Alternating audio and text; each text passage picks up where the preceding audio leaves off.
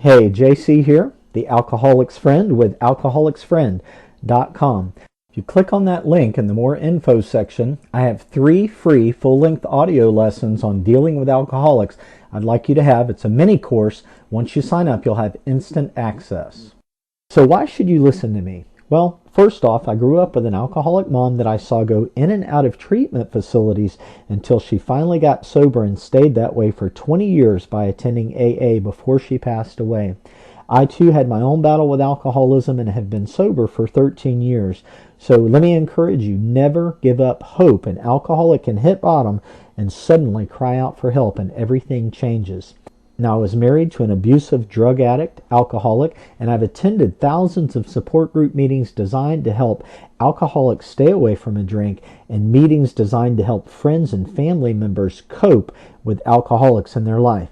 I've helped thousands of people and I can help you too. I want to talk to you today about the obsession that happens suddenly over the course of time. We obsess over their behaviors from the time we get up until we go to sleep, and sometimes we don't get any sleep because we're obsessing over what they're doing when they're not home. Here's tip number 1. Whenever you're around them, refuse to analyze them. Refuse to try and figure out whether they have been drinking, whether they are drinking, or whether they are going to be drinking, or how many they've had to drink. Go into another room, read a book, watch TV, go cook some lunch or dinner or breakfast or whatever it takes to not focus on what it is that they are doing.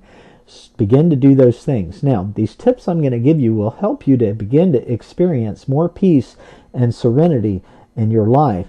And it'll help you lessen the anxiety and fear and worry that's going on right now. There's going to be a lot less fighting and arguing going on because you'll be confronting them less as you begin to learn how to not obsess over everything that they are doing.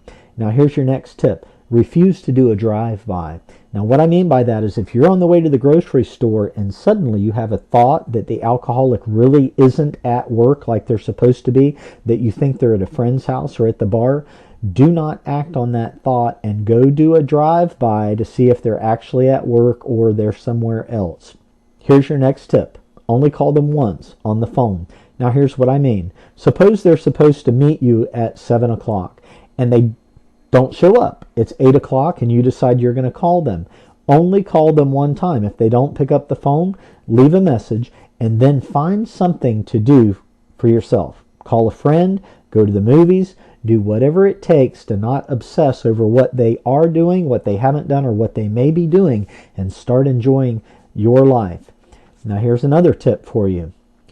If you're dealing with an alcoholic who has a tendency to stay out all night sometimes, just get in bed and go to sleep. There's nothing that you can do about it. Driving around looking for them isn't going to do you any good, especially tomorrow if you have to get up and go to work. Now, once you get in bed, if they come home and you're not asleep, act as if you are asleep. Don't confront them.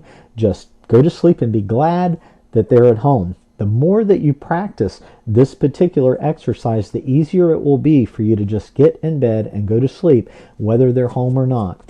Okay. I'm JC, the Alcoholic's Friend. Get over to alcoholicsfriend.com. Get your free lessons. Now have a great day, unless you've made other plans.